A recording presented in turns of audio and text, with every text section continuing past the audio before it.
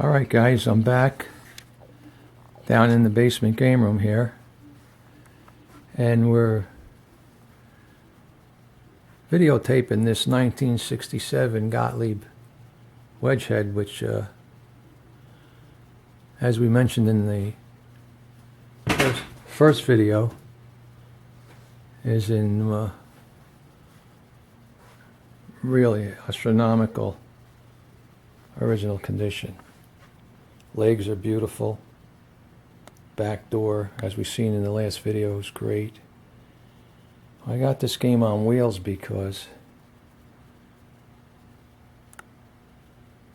I moved it out of a slot back there behind the jacks open. It used to be back there, and it's here in the center of the basement game room at the moment because I wanted to make some videos on it. I didn't have any, and because of the condition of this game, it just deserved it. Alright, so we're going back. We had touched a little bit on the play field on the last video I made, but I didn't really scan really close up and let you really get a glimpse of this gorgeous play field.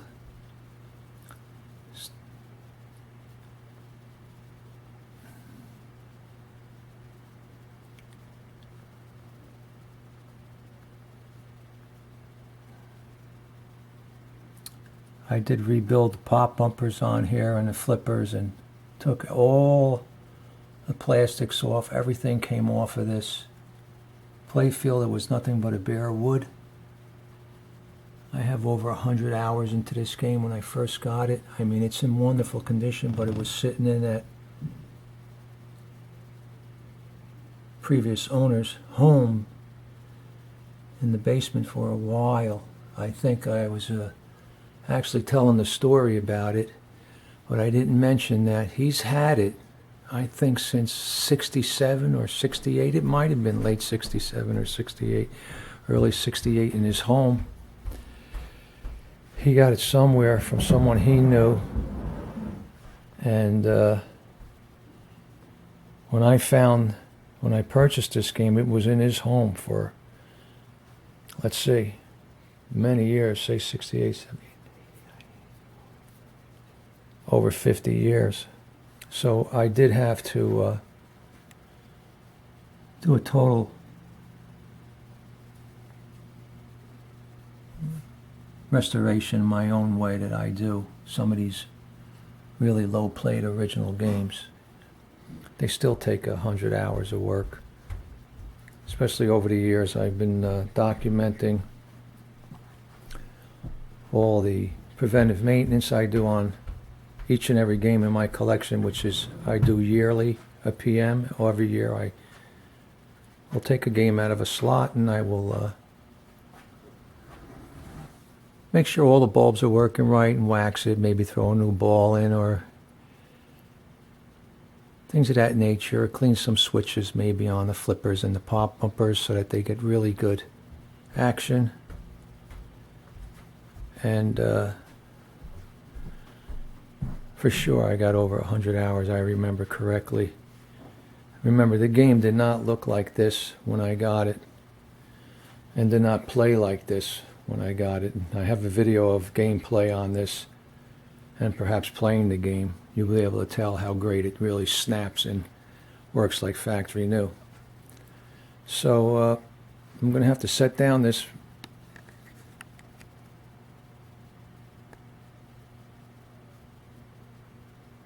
camera for a second. Maybe I'll just end this video actually, and then we'll open up the game and we'll go inside and look at the internals on the lower cabinet. So you've probably seen enough of this beauty already, but don't take it for granted, because you may never see another one this nice ever in original condition. Okay, let's end this video and go to another one. The next one will probably be inside the lower cabinet of this 1967 Gottlieb Sing Along wedge head.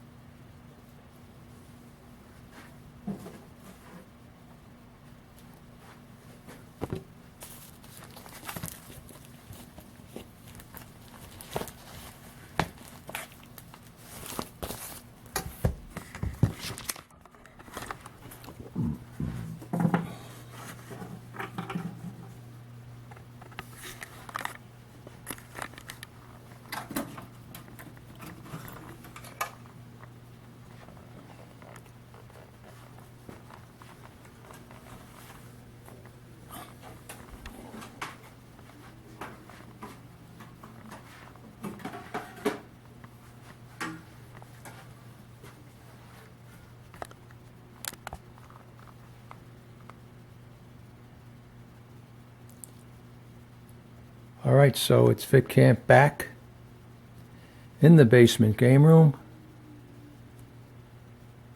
and videotaping this beautiful, beautiful 1967 Gottlieb wedge head. Part 2 or 3 or 4 of a series of videos I'm doing on this game. As you can see, we now have the front door open and we're looking at the original Coimex that are still in there. Quite shiny too, if I must say. And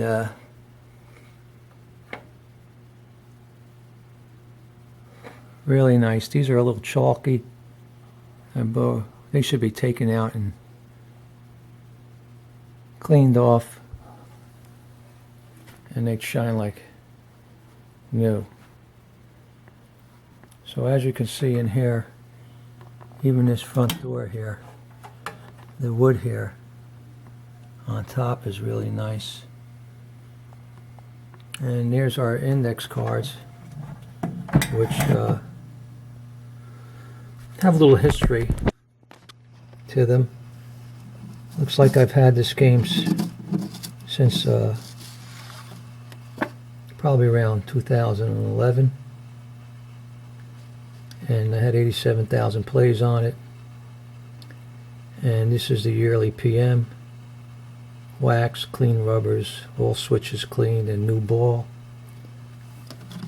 And we have another extended card which got a little better maintenance on from, as you can see, we were 12, 13, 14. I must have missed 15 and 16. And 17, 18, 20, 21.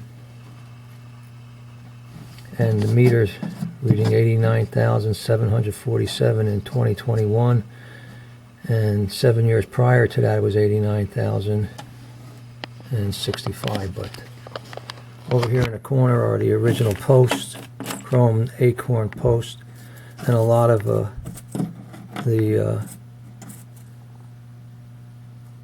stickers have come off the game. They dry, the glue dries from over the age of the game, so they can be glued back on, but I never got the chance because I was always busy with my collection. Don't forget, I had over 160 plus machines that went through my hands here in the in the home over a course of 30 plus years. So anyway, as you can see in here, the metal has not been polished or cleaned, and it's so shiny.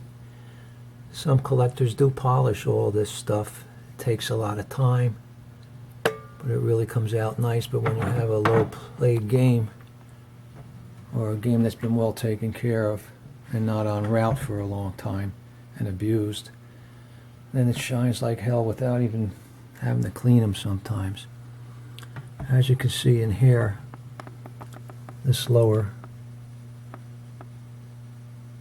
motor board here is really clean. All the switches are really clean on this game, and it does have a little dustiness to it that probably you can vacuum out. And back here, the transformer, and everything is in really nice shape.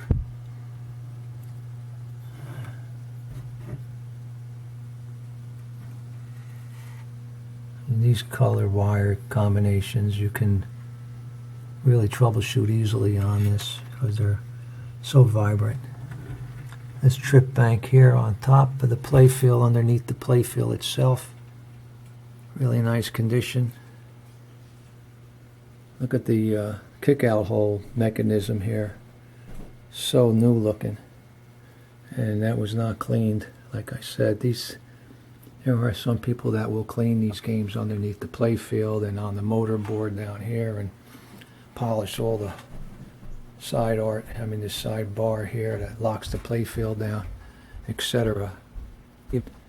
But you can see in here the natural wood in here. In here, all this wood here is real nice. Playfield, look at that. That's good wood too. Right there, just that very clean. These are new switches I put on. We got the game. I forgot that power up. And I got new here. Flipper. Out is whole kick hole mechanism. Original. I have some. As you can see, I have some new plungers. And original fiber links. Some new. These are the plungers, rather. I put new fiber links in because it oblong down in here. I put being pulled all the time, so I like new flipper. Which is a bait-like piece in there. All right, so we're moving along with this beauty inside cabinet. Winch. You got all the coin chutes. Like and your little tilt mechanism there. Here's how you set down there.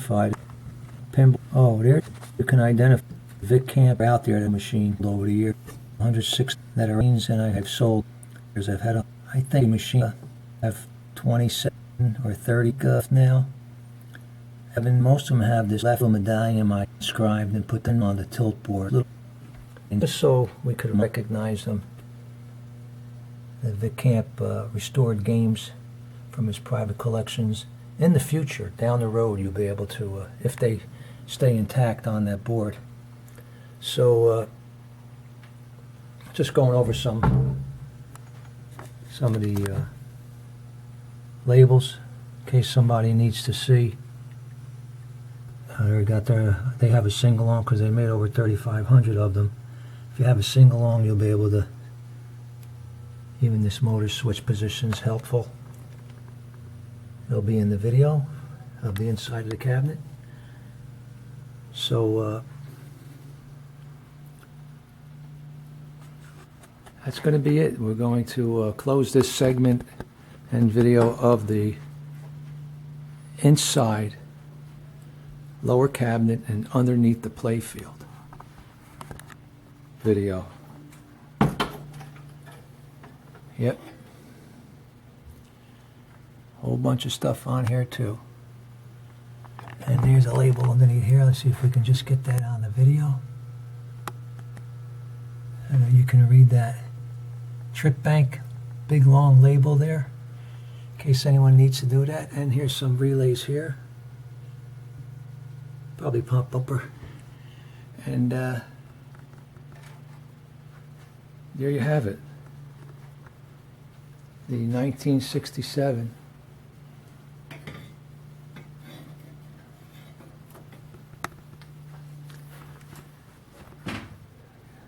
Gottlieb Sing Along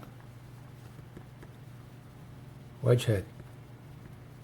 Hope you enjoyed this segments of videos on my YouTube page about this 1967 Gottlieb